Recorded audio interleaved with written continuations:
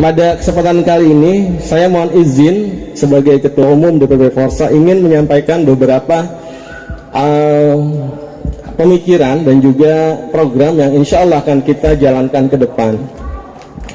Jadi yang pertama, bahwa sebagaimana yang sudah kita ketahui, hasil Munas 2 Forsa yang secara legal, secara konstitusional ADART kita telah menghasilkan berbagai keputusan. Salah satunya adalah pertama, perubahan anggaran dasar dan anggaran rumah tangga.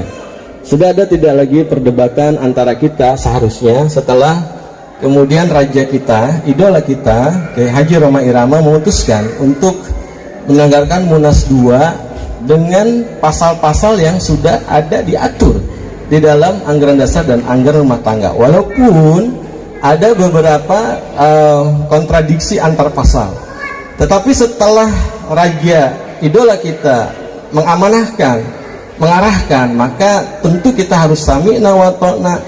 Dan alhamdulillah terselenggara Munas 2 itu dengan cukup lancar dan menghasilkan keputusan-keputusan yang harus kita amankan. Jadi tidak ada lagi perdebatan konstitusional tentang ADART. Setuju? Setuju. Forsa. Keren. Kemudian yang kedua, ya, dari hasil ya Munas tersebut, anggaran dasar dan anggaran rumah tangga sudah dirubah. Pasal-pasal yang kontradiktif kita rubah, kemudian juga bahkan ada satu nomenklatur baru yang memang harus diketahui oleh seluruh anggota Forsa, bahwa ada Dewan Pertimbangan Forsa yang diketuai langsung oleh Rhoma Irama dengan anggota salah satunya ada di depan kita Ibu Debbie Feramasari, dan kemudian juga ada beberapa anggota yang lain yang merupakan keluarga dari Kiai Rhoma Irama, termasuk Bang Haji Fikih. Dewan Pertimbangan ini berfungsi salah satunya adalah sebagai ya mendirect arah dan kebijakan Forsa, kemudian juga mempunyai hak, salah satunya adalah memveto ataupun menggugurkan atau menganulir apa yang menjadi keputusan DPP, DPW, DPC yang kemudian dianggap oleh Rhoma Irama bertentangan dengan visi dan misi Rhoma Irama dan Soneta. Kalau kira-kira raja kita yang memutuskan begitu, kita wajib taat atau tidak? Wajib taat atau tidak? Wajib. Wajib.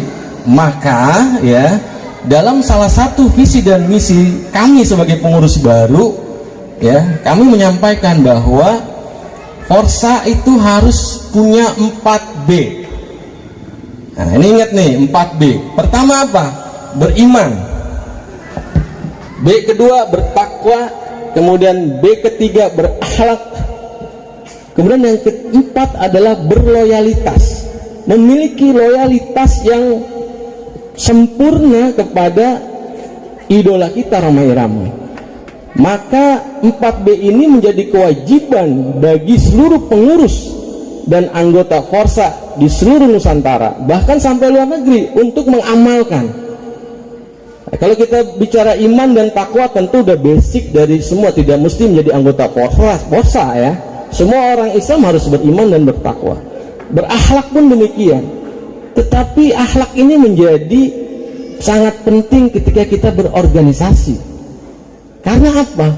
Banyak di antara kita pandai berilmu, punya pengetahuan tinggi, tetapi sedikit akhlak dan adabnya.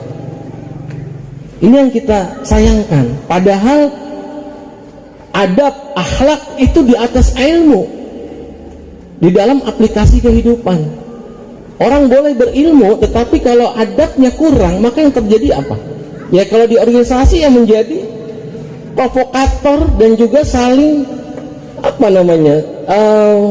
membuat kegaduhan. Maka dari itu saya berharap kepada seluruh anggota Forsa dimanapun berada, wabil khusus yang ada di Tasik, mari dalam berorganisasi itu harus dengan adab. Kita tidak anti kritik, ya, tidak kemudian anti masukan, tetapi hendaknya kritik dan masukan yang dikedepankan itu harus dengan etik dan adab yang tinggi. Sehingga apa? Sehingga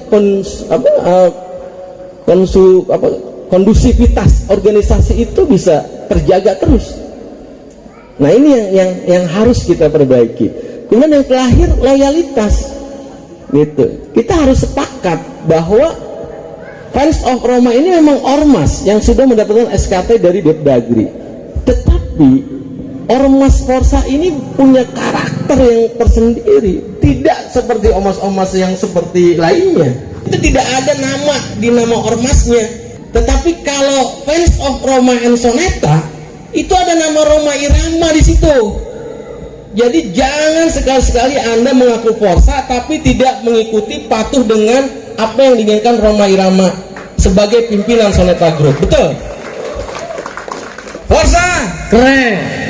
Kemudian yang terakhir saya ingin sampaikan bahwa Forsa harus berubah. Sebagaimana juga visi misi yang saya canangkan bahwa Forsa harus semakin keren. Kerennya apa? K-nya adalah knowledgeable, berpengetahuan luas, kemudian excited, excellent, E-nya apa itu? Harus tangguh, kemudian R-nya responsibility. Ini Pak Lurah yang tadi saya maksud, bahwa anggota Forsa saat ini harus care dengan lingkungan dan masyarakatnya. Ya, harus punya responsibility, rasa memiliki, rasa pengabdian kepada masyarakat. Kemudian E-nya excited, gembira, senang. Berorganisasi itu bukan masuk kawah candra peperangan. Berorganisasi itu harus senang, happy, banyak teman, silaturahim. Goyang boleh nggak goyang? Boleh, kata idola kita juga boleh, benar nggak? Boleh. Berjoget itu boleh, gitu ya? Kalau nggak ya? Asalkan jarang-jarang, boleh joget seminggu sekali, nggak ada masalah. Itu apa? Membuat imunitas tubuh kita kemudian menjadi meningkat, gitu kan. Dan yang terakhir adalah networking. Sudah saatnya Forsa tidak kemudian menjadi organisasi yang seperti katak dalam tempurung, yang kita urusin anggota aja nih, yang kemudian banyak banget masalah. Apa itu yang kemudian masalah dengan suaminya, masalah dengan keluarganya, kemudian masalah dengan tetangganya. Sudahi hal yang kayak begitu ya, kita benahi masing-masing. Sudah saatnya tempurungnya kita buka. Forsa melihat ke depan, mari kita saling bersinergi dengan kelompok-kelompok yang lain, termasuk dengan aparatur pemerintahan. Maka saya sangat senang sekali dengan kehadiran Pak Lurah di sini. Ayo Pak Lurah, kalau ada kegiatan sosial masyarakat yang membutuhkan SDM, jangan ragu. Kasih tahu Pak Misbah, kasih tahu Pak Dedi, ayo ayah kerja bakti, kita bersihin lingkungan, ajak Forsa. Karena dengan demikian kita ingin bahwa Forsa bukan hanya sebagai ormas yang bagus di kalangan internal saja, tetapi juga dari kacamata luar, dari rekan-rekan kita, sahabat kita, baik ormas pemerintahan, itu punya nilai yang plus. Dan pada saat ini kita canangkan itu, bahwa Forsa harus semakin keren. Forsa, bahwa di dalam tahun 2022, insya Allah setelah ini kami kembali ke Jakarta, kita akan segera untuk mengadakan pelantikan DPP Forsa secara menyeluruh. Setelah itu dilanjutkan dengan rapat kerja, dan ada program strategis yang akan kita lakukan, yaitu adalah pembenahan Forsa internal. Pembenahan internal Forsa. Salah satunya adalah, pertama, kita akan membuat secara nasional program Forsa Basic Training, ForBiTrain. ForBiTrain ini nanti bermaterikan paling 3-4 poin yang tadi menjadi jati diri Forsa, yaitu beriman, bertakwa, berakhlak, dan berloyalitas. Kita jadikan modul materi yang akan kita sampaikan di ForBiTrain. Nah, ForBiTrain ini ya ada kaitan dengan keanggotaan Forsa. Karena nanti semua anggota Forsa wajib mendapatkan materi ForBiTrain, dan itu sebagai syarat mendapatkan KTA. Nah, saya ingin tanya, di sini sudah ada yang punya KTA? Sudah ya. Nanti KTA-nya bagi yang sudah punya akan kita perbaharui semua. Ya, dengan KTA modelnya seperti e-money. Jadi bisa digunakan untuk bayar tol, jajan, dan lain sebagainya. Jadi seperti itu. Nah, syaratnya itu harus sudah ikut Forbitren, materi dasar, Forsa Basic Training. Ya, ini sebagai up untuk pribadi kita. Ya, pengetahuan tentang keimanan, keislaman, akhlak dan juga Roma Irama dan Soneta. Setuju ya? Setuju. Insya Allah kita akan mengadakan Forbitren secara nasional dimulai dari bulan Januari sampai dengan bulan April. Maret. Jadi 3 bulan targetnya ya. Januari, Februari, Maret kita Forbitren. Nanti April kita akan mengadakan kegiatan secara nasional yaitu Milad Forsa yang keberapa? Saya ingin tanya. 9, tepat. Jadi 9 nanti akan kita menyelenggarakan Milad secara nasional dengan ditandai program kedua. Ini ingat-ingat nih ya. Program pertama tadi saya sampaikan adalah Forbitren, Forsa Basic Training. Program kedua yang secara nasional dalam rangka Milad Forsa yang ke-9 yaitu kita akan menyelenggarakan apa yang dinamakan adalah Forsa Idol.